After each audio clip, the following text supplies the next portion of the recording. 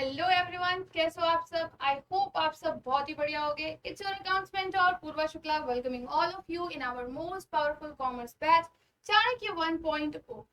आज हम अपनी जर्नल बुक का लेक्चर नंबर 2 पढ़ेंगे। ठीक है, आज हमारा ये लेक्चर नंबर 2 है जर्नल बुक का। इसके पहले हमने अपना लेक्चर नंबर 1 कंप्लीट कर लिया। उसमें हमने अपना पूरा जर्नल की जितनी इंट्रोडक्टरी पार्ट थी, दैट मीन्स आपका जर्नल क्या होता है, क्या रूल अप्लाई होता है और उसके साथ उसके फीचर्स, हर एक चीज। इनफैक्ट हमारा जो सबसे इंपॉर्टेंट पार्ट होता है जर्नल एंट्री की जो चैप्टर है उसको अंडरस्टैंड करने के लिए, रूल्स ऑफ जर्नलाइजिंग, जो कि आपका डबल एंट्री सिस्टम से रिलेट करता है, वो भी हमने अपना पूरा अच्छी तरह से उसको कंप्लीट कर लिया है। ठीक है, तो आज जो हम बचा हुआ कॉन्सेप्ट है उसका है, उसके पहले जो भी हमारी क्लास हुई थी जर्नल की, उसमें हमने जो चीजें कंप्लीट की थी उसकी ही जस्ट आगे से हम आज की क्लास को कंटिन्यू करेंगे। ठीक है, तो आज की क्लास में हम पढ़ेंगे अपने कुछ स्पेशल अकाउंट्स के बारे में, जो कि हम पढ़ते हैं या फिर जो हम जर्नल एंट्रीज पास करने के लिए यूज करते हैं। और सबसे इंपॉर्टेंट टर्म गुड्स का जो टर्म होता है, उसको किस जगह पर किस तरह से हम डिनोट करते हैं, किस अकाउंट से, वाइल पासिंग जर्नल एंट्रीज, वो सारी चीजों को आज डिस्कस करना है। ओके, तो स्टार्ट करते हैं आज की क्लास को। देखो, मीनिंग ऑफ गुड्स। सबसे पहले हम बात करते हैं गुड्स क्या होता है। तो गुड्स का मतलब होता है एसेट। ये बात आप अच्छी तरह से जान जाओ। एसेट गुड का बात कर रहे हो तो गुड का मतलब गुड और बैड, ये वो वाली बात नहीं होती है। ठीक है, गुड मतलब यहाँ पर एसेट है। और कौन सा एसेट? पहली बात तो ये कंपनी का एसेट है, बट ये गुड्स का मतलब होता है the product in which company deals, यानी कि जो भी चीज में आपकी कंपनी डील कर रही होती है उसी को हम क्या बोलते हैं? गुड्स। ये टॉपिक जो है ये आपने बेसिक अकाउंटिंग टर्म्स में पढ़ा था। जब आप बेसिक अकाउंटिंग टर्म्स पढ़े तो उसमें हमने हर एक टर्म को डिस्कस किया था। जितना भी चीज हमारी अकाउंटेंसी में एज अ कीवर्ड यूज होता है वो सारी चीजों को डिस्कस किया था बच्चे। ठीक है, तो गुड्स मैंने वहां पर ही बताया था। गुड का मतलब होता है इन विच कंपनी डील्स विद, यानी कि ये वो प्रोडक्ट होता है, वो सामान होता है जिसमें कंपनी डील कर रही होती है। एग्जाम्पल लेते हैं तो अगर मैं एक शू मैन्युफैक्चरिंग कंपनी चला रही हूँ तो शूज क्या हो जाएगा? वो हमारा प्रोडक्ट हो जाएगा, वो हमारा गुड हो जाएगा। वैसे ही अगर मैं एक इलेक्ट्रॉनिक्स का बिजनेस कर रही हूँ या फिर इलेक्ट्रॉनिक का मैन्युफैक्चरिंग बिजनेस है मेरा, तो इलेक्ट्रॉनिक्स में जितने भी सामान आते हैं, आपकी टीवी फ्रिज हर एक चीज, वो क्या हो जाएगा? वो गुड हो जाएगा। जिस भी चीज में कंपनी डील कर रही होती है वो चीज को हम गुड बोलते हैं। ठीक है, अब यहाँ पर सबसे पहले हम गुड्स को समझेंगे, उसके साथ ही हम यहाँ पर ये जानेंगे कि जब भी अलग अलग ट्रांजैक्शन होते हैं एट दैट टाइम हम गुड को किस किस नाम से डिनोट करते हैं या फिर क्या चीज वहां पे एंट्री पास होती है गुड के लिए। ठीक, गुड्स, एक सेकेंड।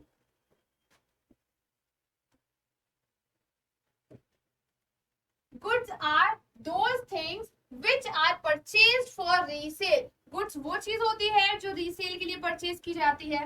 ठीक, रीसेल के लिए हमने परचेज किया। In other words goods are the commodities, ये वर्ड याद रखना आप। ठीक है, commodities in which the business deals, कोई चीज मेंशन है। गुड्स क्या होती है? वो कमोडिटी होती है जिसमें आपका जो फर्म है, जो बिजनेस है, वो डील कर रहा होता है। हमने खरीदा उसको बेचने के लिए। एज शॉपकीपर मैं जो भी सामान खरीदती हूँ होलसेलर से, वो क्या करती हूँ? उसको रीसेल करती हूँ। तो वो सारे सामान मेरे लिए क्या हो गए? वो सारे सामान मेरे लिए गुड्स हो जाते हैं। ठीक है, कोई भी सामान जो आप रीसेल के लिए लेते हो वो आपका गुड हो जाता है। ठीक है, क्लियर हो गया। अब उसके बाद बात करते हैं, जो ये गुड अकाउंट है इज क्लासिफाइड इनटू 5 अकाउंट। इसको हम लोग 5 अकाउंट्स में क्लासिफाई करते हैं। किस लिए? For the purpose of passing journal entries. जब भी हम जर्नल एंट्रीज पास करते हैं तो इस गुड को 5 तरह के अकाउंट्स में हम क्या करते हैं? शो करते हैं जब भी जर्नल एंट्रीज को पास करते हैं। तो उसमें सबसे पहले आपका एक हो जाता है purchase account. Purchase account, sale account, purchase return, sale return and the fifth one is stock. इन पांचों नामों से हम यहाँ पर जर्नल एंट्रीज में गुड्स को क्या कर रहे होते हैं? शो कर रहे होते हैं। अब क्यों शो कर रहे होते हैं ये तो हमें ये पढ़कर ही पता चलेगा। तो देखो, सबसे पहले जब परचेजेस की बात कर रहे हैं बच्चे, तो परचेजेस का मतलब होता है कि when you bought something, okay, तो आपने कोई भी चीज खरीदी, तो जब परचेज किया है तो आपके लिए परचेज क्या हो गया? आपने कोई सामान को खरीदा, तो परचेज में आपने गुड्स ही तो खरीदे, गुड्स खरीदा तो वो आपके परचेजेस में हो जाता है, उसको आप परचेज ही तो बोलते हो। When goods are purchased instead of debiting goods account, purchase accounts इन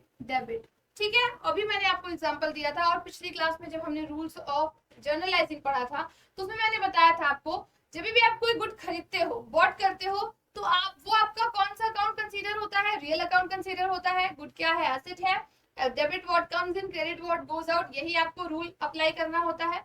तो परचेज कर रहे हो तो आपके पास एक एसेट आ रहा है, एक एसेट जा रहा है, ठीक है। तो वहां पर हम गुड्स लिखने के बजाय, गुड्स को डेबिट करने के बजाय क्या लिख देंगे? परचेज। कब? जब भी आपके परचेज का केस होगा। अगर आपने कोई गुड्स को परचेज किया है तो आप वहां पे गुड्स नहीं लिखोगे, वहां पे लिखोगे purchases account debit to cash, ठीक है। और ये जो आपका यहाँ पर कॉन्सेप्ट दिया है ये सिर्फ और सिर्फ गुड्स के लिए है।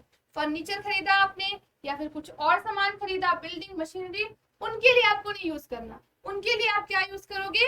वही नाम जो आपका दिया है, फर्नीचर है तो furniture account debit to cash, building है तो building account debit to cash, या फिर एनी अदर चीज है तो वही any other account debit to cash. Clear है?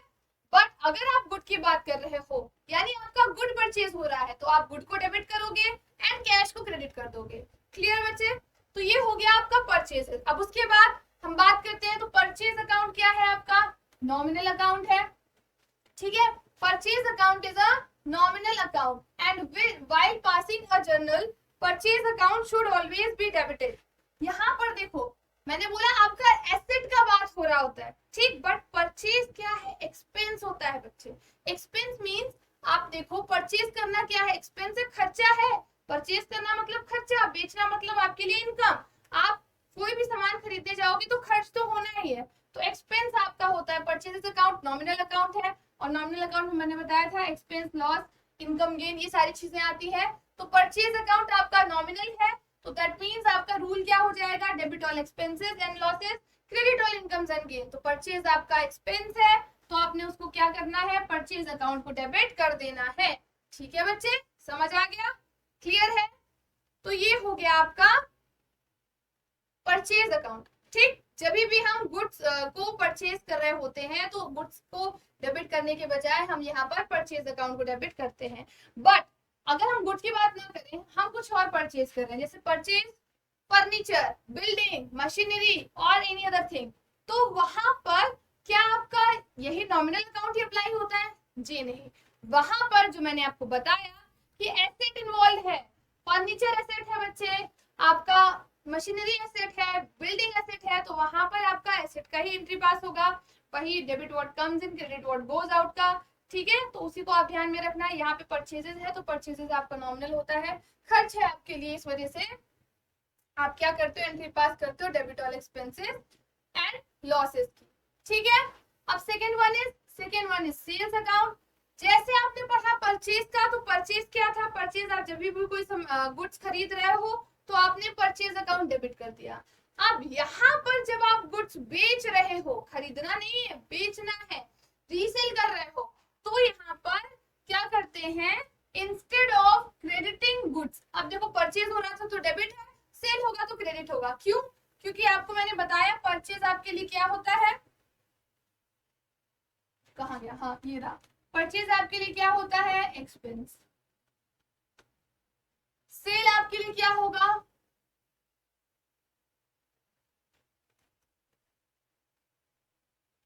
इनकम, ठीक। तो यहाँ पर जब भी आपका कोई सोल्ड होगा goods, instead of crediting goods, goods को क्रेडिट करने के बजाय हम सेल अकाउंट को क्रेडिट कर देते हैं, ठीक है। क्या कर देते हैं? सेल अकाउंट को क्रेडिट कर देते हैं। Sale account is a nominal account, sale account भी आपका नॉमिनल अकाउंट होता है। While passing a journal entry, sale account should always be credited because the rule of credit all income and gain, बताया मैंने, credit all income and gain होता है, nominal है, जैसे आपका ये नॉमिनल था वैसे ये भी है। यहाँ पे नॉमिनल का फर्स्ट पार्ट यूज हुआ debit all expenses and losses, यहाँ पर second part debit all incomes and gains. Clear हो गया बच्चे? समझ आ रहा है? ठीक है, तो अब आगे बढ़ते हैं।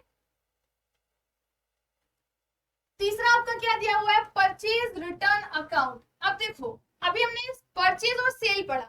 परचेज में हमने गुड्स को क्या किया? खरीदा था। सेल में क्या किया? गुड्स को बेच दिया। अब परचेज रिटर्न में क्या करेंगे? अब जब हमने गुड्स को खरीदा, अब यहाँ पे कुछ तो डिफेक्ट है गुड में, या तो हमें वो गुड पसंद नहीं आया, या तो गुड्स खराब हो गए, कलर पसंद नहीं आया, एनीथिंग, किसी भी दिक्कत की वजह से, किसी भी परेशानी की वजह से हमने उस गुड्स को क्या कर दिया, रिटर्न कर दिया। किससे?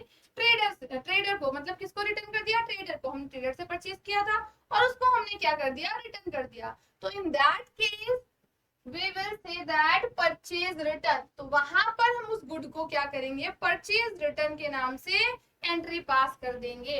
अब देखो परचेजेस आपका डेबिट हो रहा था, तो यहाँ पर परचेज रिटर्न क्या हो जाएगा? क्रेडिट हो जाएगा। सिमिलरली आपका सेल्स क्रेडिट हो रहा था, तो सेल्स रिटर्न क्या हो जाएगा? डेबिट हो जाएगा। ये छोटे छोटे कॉन्सेप्ट को जितना ज्यादा आप समझोगे, जितना ज्यादा याद रखोगे, उतना ही ज्यादा आपको ये समझने में आसानी होगी। ठीक। This account is also named as return outward। ये भी याद रखना, बहुत कंफ्यूजन होती है और बहुत सारे बच्चों को कंफ्यूजन होती है। रिटर्न आउटवर्ड, परचेज रिटर्न को हम लोग रिटर्न आउटवर्ड बोलते हैं। एक सिंपल सा ट्रिक है इसको याद करने का। परचेज रिटर्न दैट मींस आपने कुछ परचेज किया था, आपके पास कोई चीज आई और वापस से आपने उसको क्या कर दिया? वापस कर दिया, आउटवर्ड जा रही है। तो परचेज रिटर्न को हम रिटर्न आउटवर्ड बोलते हैं। मींस आपके पास से जा रहा है, आउटवर्ड जा रहा है। ठीक। सेल्स रिटर्न को सेल्स इनवर्ड बोलते हैं। मतलब आपने कोई चीज बेची थी, सामने वाले को पसंद नहीं आई, उसने आपको वापस कर दी, तो आपके पास आ रही है, रिटर्न इनवर्ड। ओके। तो क्लासिफाई कर लेना, बिल्कुल कंफ्यूज नहीं होना कि परचेज रिटर्न। अगर क्वेश्चन में बोल दिया रिटर्न आउटवर्ड और रिटर्न इनवर्ड और आपको समझ नहीं आ रहा है कि मैडम ये परचेज रिटर्न की बात कर रहा है या फिर सेल्स रिटर्न की बात कर रहा है, तो आप यही कॉन्सेप्ट याद रखना, तो आपको चीजें क्लियर हो जाएगी और आप कंफ्यूज तो बिल्कुल भी नहीं होगे। ठीक। और ये भी आपका नॉमिनल अकाउंट है and should always be credited. और हमेशा ये क्या हो जाएगा? क्रेडिट हो जाएगा, because purchase expense purchase return होगा। Okay. Purchase return expense are reduced. अब देखो परचेज का जो एक्सपेंस था वो क्या हो गया? रिड्यूस हो गया। जब रिड्यूस घट रहा है मतलब कम हो रहा है, रिड्यूस मतलब घट ही हो रहा है ना। आपका एक्सपेंस जब घट रहा है तो वो आपके लिए गेन है। ठीक। और जब गेन है तो हम क्या कर देंगे? क्रेडिट कर देंगे। ठीक। चेंज हो जा रहा है। परचेज आपका एक्सपेंस था और परचेज रिटर्न आपका एक्सपेंस को घटा रहा है, एक्सपेंस को कम कर रहा है, तो उसको हम क्या कर देंगे? एज अ गेन क्रेडिट कर देंगे। सिमिलरली आपका सेल्स के साथ भी होगा। सेल्स आपका क्या था? सेल्स आपके लिए आपका गेन था, इनकम था एक तरह से। इनकम, तो यहाँ पर इनकम कम होगी तो वो आपका क्या हो जाएगा? लॉस हो जाएगा। तो सेल्स रिटर्न आपका यहाँ पर डेबिट हो जाता है। This account is also named as return outward. It is a nominal account. ये भी नॉमिनल अकाउंट होता है। Should always be debited because income और सेल्स आर रिड्यूस्ड। क्योंकि आपका जो सेल्स है वो क्या हो गया? रिड्यूस हो गया। क्योंकि सेल आपके लिए इनकम था, इनकम आपकी घट रही है तो आपके लिए वो लॉस है, और लॉस है तो आप उसको कहाँ के लिख दोगे? डेबिट में लिख दोगे। बस आपका यहाँ पे कॉन्सेप्ट क्या हो जाएगा? पलट जाएगा। ठीक। परचेज का अपोजिट परचेज रिटर्न कर देंगे, सेल्स का अपोजिट सेल्स रिटर्न कर देंगे। समझ आ रहा है? कॉन्सेप्ट क्लियर है? तो ये था अभी तक का आपका ये चार अकाउंट, चार चीजें जो आप गुड्स को डिनोट करने के लिए पढ़ते हो। अब बात करते हैं स्टॉक की। अब स्टॉक क्या है? कोई बताना चाहेगा? बेसिक अकाउंटिंग टर्म्स में सभी चीजें पढ़ी है।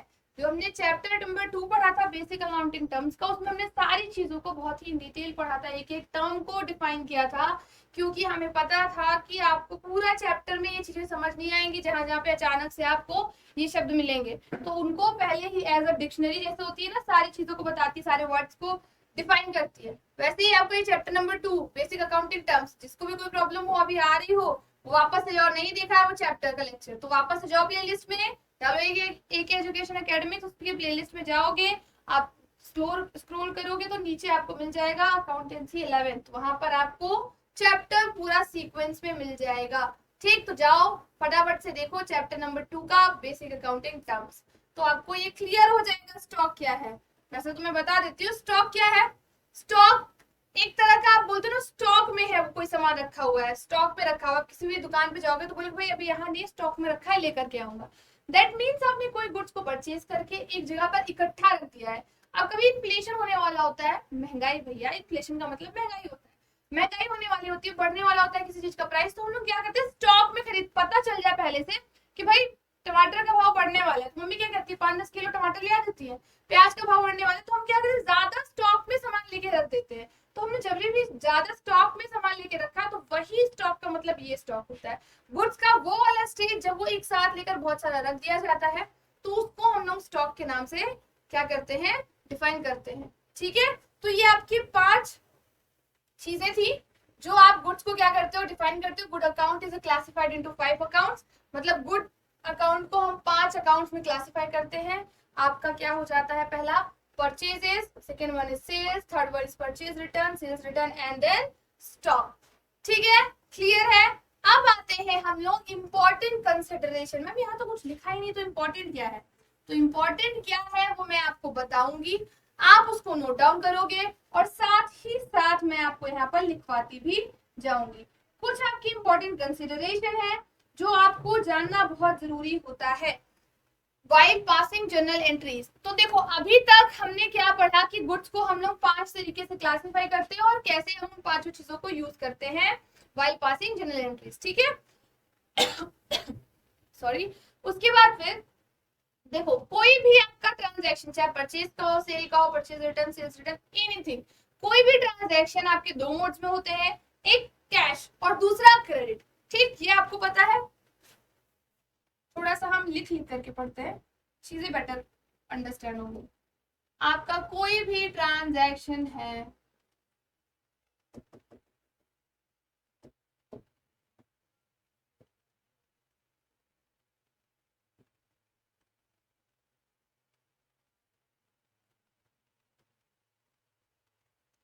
कोई भी ट्रांजैक्शन है,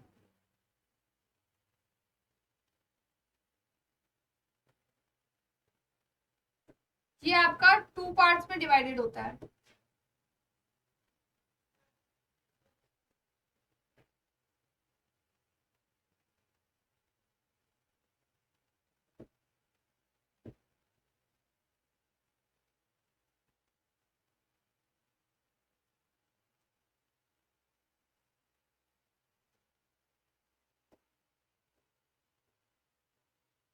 दो मोड्स में ट्रांजैक्शन होते हैं, एक होता है आपका कैश मोड में और एक होता है आपका क्रेडिट मोड में।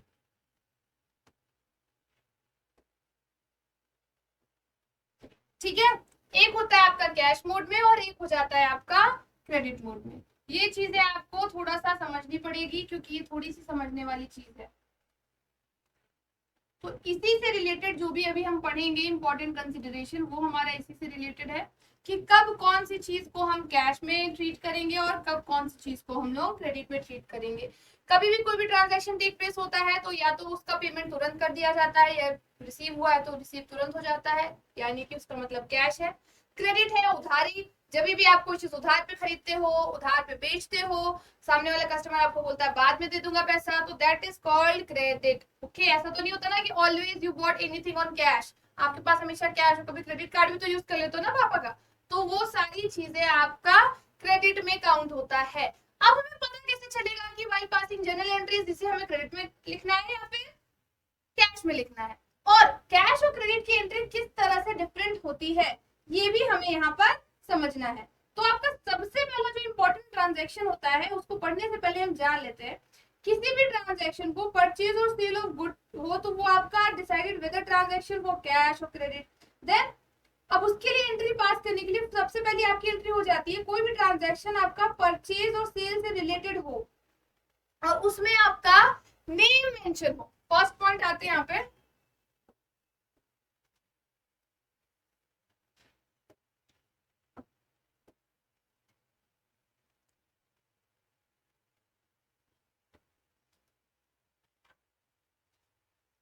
if in the transaction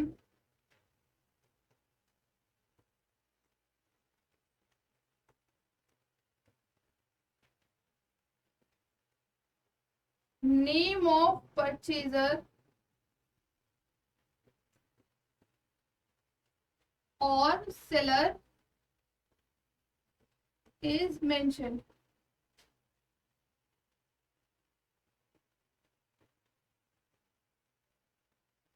जब भी आपका किसी भी ट्रांजैक्शन में परचेजर का नेम इज नॉट मेंशन।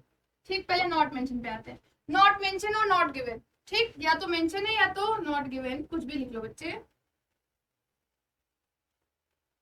जब भी आपका नेम ऑफ परचेजर और सेलर नहीं मेंशन है तो आप उस ट्रांजैक्शन को क्या ट्रीट करोगे। यहाँ पे आप एग्जांपल लेके देख सकते हो, जैसे कि गुड्स परचेज्ड फॉर, हमने गुड्स परचेज किया 1000 का, तो यहाँ पर आपका क्या नेम दिया हुआ है, किसी भी ट्रांजैक्शन का इस ट्रांजैक्शन का कुछ नाम है यहाँ पे, किससे खरीदा, किसको दिया, मतलब किसने खरीदा, कुछ नहीं मेंशन है। तो इसको हम क्या कंसीडर करेंगे, ये आपका कैश में है या फिर ये क्रेडिट में है, क्या पढ़ोगे आप इसको, क्या समझोगे। तो जब भी ऐसा होता है बच्चे कि किसी भी ट्रांजैक्शन में आपका नेम ऑफ परचेजर या सेलर नहीं दिया होता है तो हम उसको क्या ट्रीट करते हैं, एज अ कैश ट्रांजैक्शन। क्या ट्रीट करते हैं, एज अ कैश ट्रांजैक्शन। ठीक, ये बात आप याद रखना।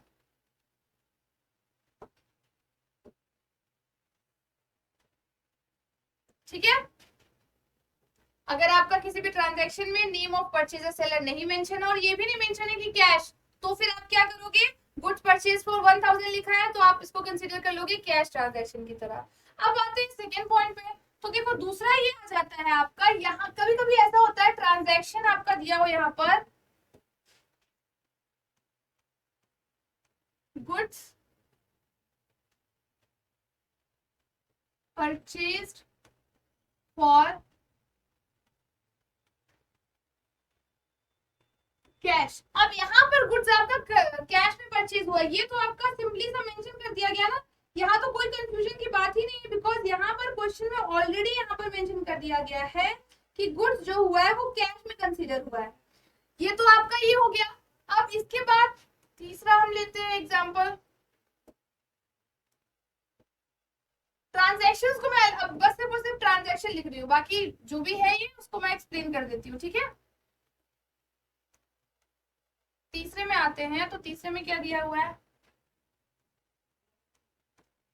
Goods purchased for from Govind. Govind से जो है गुड्स परचेज किया गया है 1000 का फॉर कैश। ये दो शब्द और ज्यादा इसमें क्या कर दिए गए, ऐड कर दिए गए। अब जो ये कंसीडर किया जाएगा, क्या कंसीडर किया जाएगा, फटाफट से बताओ, कैश और क्रेडिट, ये दोनों ही ट्रांजैक्शन का, ये जो ट्रांजैक्शन है इसमें तो क्या लिखा है, सिंपल सा लिखा हुआ है फॉर कैश, तो ये आप इसको क्या कंसीडर करोगे, कैश ट्रांजैक्शन। और यहाँ पर भी फॉर कैश मेंशन है तो इसे भी आप क्या करोगे, कैश ट्रांजैक्शन ही मेंशन कंसीडर करोगे, कैश ट्रांजैक्शन। ठीक, अब क्रेडिट किसको करेंगे मैम फिर, तो क्रेडिट की बात करते हैं जब भी आपका ट्रांजैक्शन कुछ इस प्रकार से दिया हो। आते हैं क्वेश्चन इंपॉर्टेंट पॉइंट पे। परचेज बहुत कर लिया, सोल्ड पे आते हैं। Goods sold to Gopal. अब गोपाल को गुड्स सोल्ड कर दिया गया। अब इसमें तो ये भी नहीं बताया है कि कैश में किया गया या फिर क्रेडिट में किया गया, बट यहाँ पर नेम मेंशन है। क्या मेंशन है, नेम मेंशन है। तो हम क्या करेंगे, जब नेम मेंशन होता है और ये नहीं मेंशन होता कि फॉर कैश है, यहाँ पर नेम मेंशन था purchase goods from Govind for cash. ठीक, तो हम उसको कैश कंसीडर कर रहे थे, बट यहाँ पर क्या है, गुड्स सोल्ड किया गया गोपाल को, बट यहाँ मेंशन नहीं है कि कैश में है, तो इसको हम क्या करेंगे, इसको हम लोग क्रेडिट ट्रांजैक्शन ट्रीट करते हैं। क्या ट्रीट करते हैं बच्चे, क्रेडिट ट्रांजैक्शन ट्रीट करते हैं। तो आई होप ये इंपॉर्टेंट कंसिडरेशन जो मैंने आपको भी बताई है, समझाई है, ये समझ आ गया होगा। क्योंकि देखो जनरल एंट्री पास करते वक्त कुछ चीजें आपको दिमाग में रखनी होती है, क्योंकि ये आपके लिए इंपॉर्टेंट होती है। और इसी तरह आपका कोई भी एक्सपेंस है, even if name of party receiving or making payment is given, it is still considered as cash transaction। ये अभी आप लिख लो यहाँ पे, if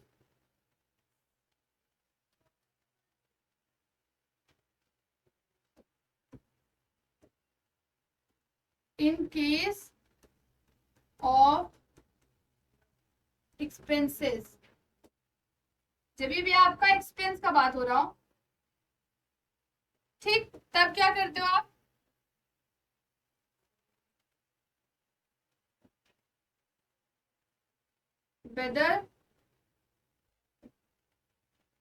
whether the name of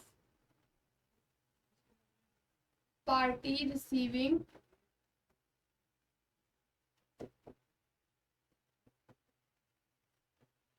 or paying is given or not, it will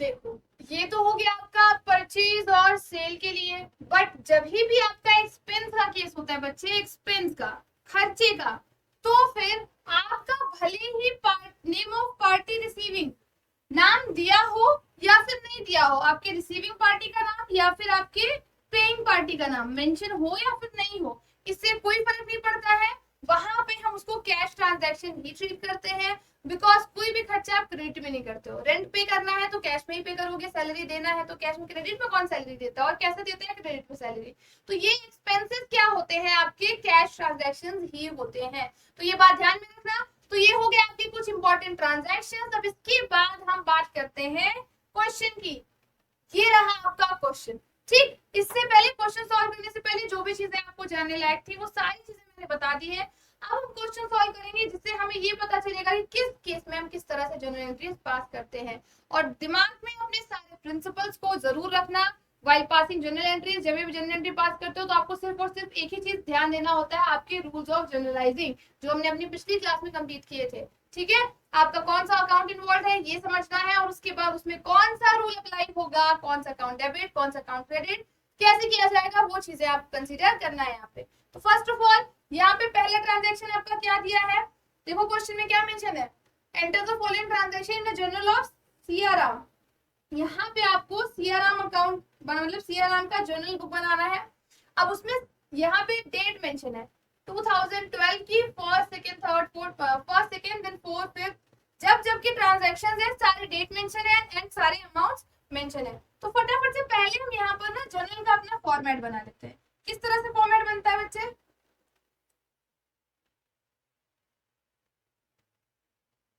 इसी तरह से बनता है ना। अब यहाँ पे आपका एक डेट कॉलम होता है, पार्टिकुलर्स का कॉलम होता है, लेजर फोलियो होता है, ये कॉलम आप पतला बना सकते हो, फॉर्मेट बताया था मैंने आपको, देन ये amount debit and amount credit, ठीक।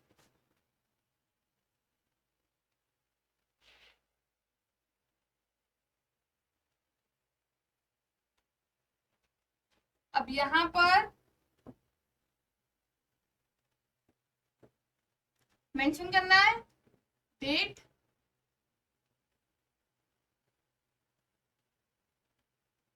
Particulars, ledger folio, amount debit, amount credit, साथ में हम यहाँ पर मेंशन कर देंगे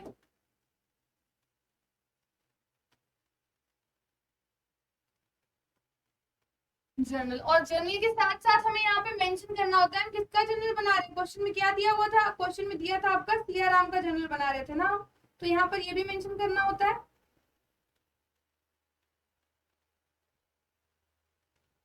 ठीक है, किसका जर्नल बनाना है, सियाराम का। तो वहां पर आप जर्नल के नीचे लिख सकते हो एज एट डेट का ये 2012 ऑफ सियाराम, ठीक है। अब यहाँ पे हम आ जाते हैं एंट्रीज पे। तो फर्स्ट ऑफ ऑल पहली एंट्री क्या दी हुई है, Siyaram started business with cash. तो देखो बच्चे, सियाराम ने क्या किया, अपना बिजनेस स्टार्ट किया किससे, कैश, और कितना कैश है, 50,000 का कैश है। तो 50,000 के कैश से अगर कोई बिजनेस स्टार्ट कर रहा है तो पहली बात कैश क्या है, एसेट अकाउंट होता है, कैपिटल में जा रहा है, तो जो पहली एंट्री आपकी होती है वो क्या हो जाती है, वो हो जाती है cash account debit to capital. ठीक है, तो पहली एंट्री क्या हो जाएगी आपकी, पहले यहाँ पे डेट मेंशन कर लेते हैं, second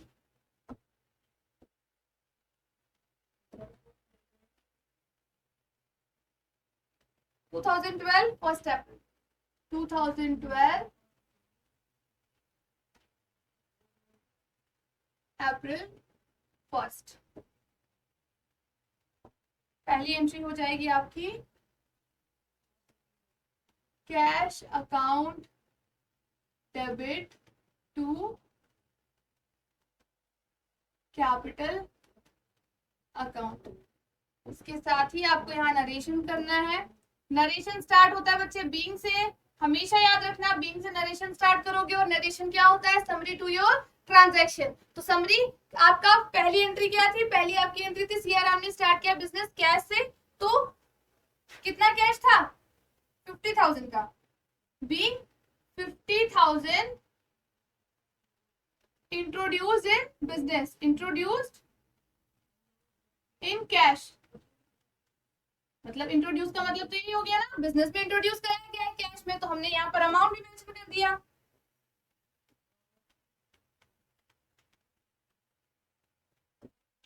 debit one and this one is credit. अब देखो मेंशन कर दिया दोनों जगह पे, ये हो गई आपकी पहली जनरल एंट्री। अब आते हैं दूसरी जनरल एंट्री पे।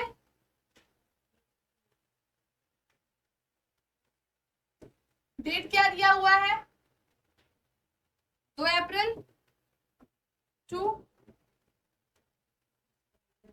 Then purchase goods for cash. अभी ये परचेज की एंट्री सीखी है, purchase goods for cash, goods purchase किया गया है, और परचेज करते हैं तो गुड्स नहीं लिखते हम लोग, परचेजेस लिखते हैं। Purchase account debit to cash हो जाएगा, कितने का 20,000। कैश लिखा है बच्चे तो हम इसको कैश ही कंसीडर करेंगे, क्रेडिट नहीं कंसीडर करना।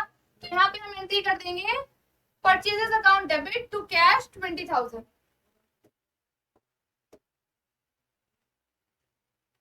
Purchases account debit to cash account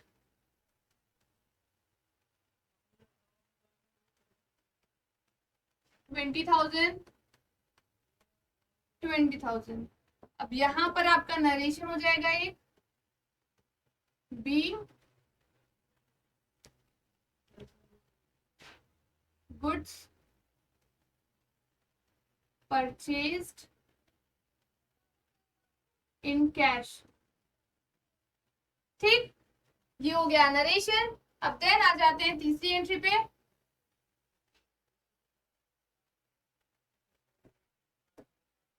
फटाफट से सारी जनरल एंट्री करते जाओ, और यहाँ पे कोई भी डाउट हो तो कमेंट करते जाना, बताते जाना क्या दिक्कत आ रही है, क्योंकि जनरल एंट्री करते वक्त अभी तो मुझे बहुत सिंपल लग रही है, सारी चीजें बहुत सिंपल है, मैं समझाती जा रही हूँ प्रॉपरली एक एक ट्रांजैक्शन को, किस तरह से कौन सा अकाउंट डेबिट होगा, कौन सा रूल अप्लाई होगा यहाँ पे।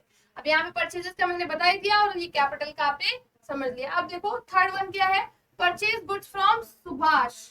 अब यहाँ पर बताओ क्या लिखा जाएगा, ये तो आपका क्रेडिट हो गया, क्या हो गया बच्चे, क्रेडिट। ओके, तो जब भी गुड्स परचेज हो रहा है सुभाष, मतलब सुभाष ने क्या किया, परचेज गुड्स फ्रॉम सुभाष, हमने सुभाष से क्या किया, सियाराम का बिजनेस है, सियाराम ने परचेज किया है गुड्स को सुभाष से, तो ये आपका क्रेडिट ट्रांजैक्शन है। कैसे पता चला,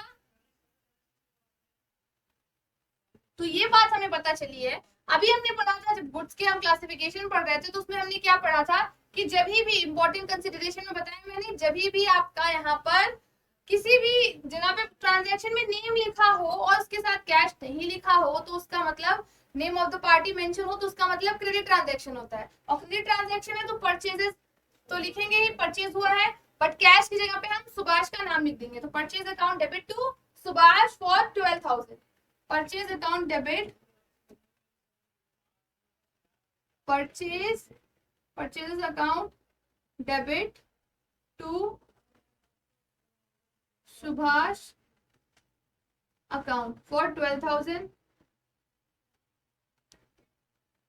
ठीक, 12,000 का हो गया। अब इसके बाद बीइंग, इसका क्या नरेशन हो जाएगा, वही being goods purchased on credit. Goods credit पे परचेज हुए हैं तो हमने एंट्री की समरी लिख दी, यही बताना था। बाकी इन डिटेल तो बताना नहीं है कि कितने का खरीदा, किससे खरीदा, क्योंकि ये चीजें तो हमने मेंशन ही की है। बस आपको एज ए समरी बताना था तो हमने ये बता के लिख दिया। अब फोर्थ वन,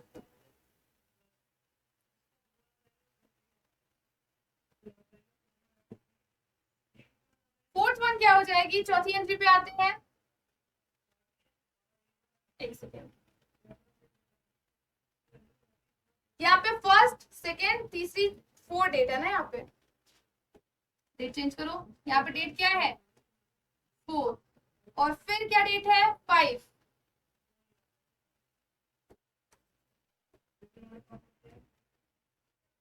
ये डेट मेंशन है, सीरियल नंबर नहीं है, ठीक है। Purchase furniture for cash, cash में खरीदा, गुड्स नहीं है तो परचेजेस नहीं लिखना, फर्नीचर लिखना है, furniture account debit to cash, furniture account debit to cash. अब यहाँ पे इसकी भी नरेशन लिख लो। अमाउंट क्या है 6000 का,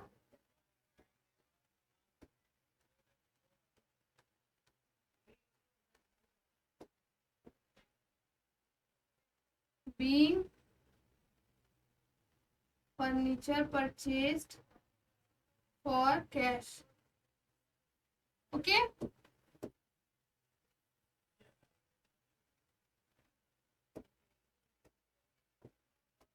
फटाफट से नेक्स्ट एंट्री पे आते हैं। 7 सोल्ड गुड्स फॉर कैश। अब यहाँ पे गुड्स सोल्ड किए गए, कैश तो परचेजेस की क्या करते थे, गुड्स की बात हो रही है तो याद रखना सेल और परचेजेस ही लिखना। परचेजेस क्या होती थी, परचेजेस टू कैश, तो सेल की क्या हो जाएगी, कैश टू सेल, ओके। तो यहाँ पर हम एंट्री कर देंगे कैश टू सेल 13,000 की, account debit to sales account,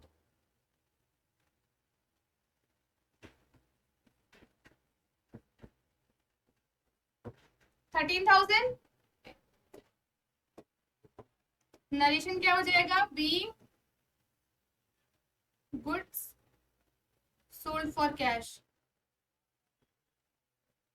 okay. ये हो गया आपका नरेशन। तो अभी देखो हमने अभी जस्ट यहाँ तक अपना ये सारा जर्नल एंट्री सॉल्व कर लिया है। ये 4 जर्नल एंट्रीज बची हुई हैं, इसे हम अपनी नेक्स्ट क्लास में कंटिन्यू करेंगे, ठीक है। टाइम आपका समाप्त हो गया है थोड़ा, तो इसको हम अपनी नेक्स्ट क्लास में क्या करेंगे, कंटिन्यू कर लेंगे। तो आई होप आपको मैंने अभी जहां तक एंट्री समझाई है वो चीजें समझ में आई हो। देखो एंट्री समझने का मतलब ये होता है कि आपको कॉन्सेप्ट बिहाइंड समझ में आया हो।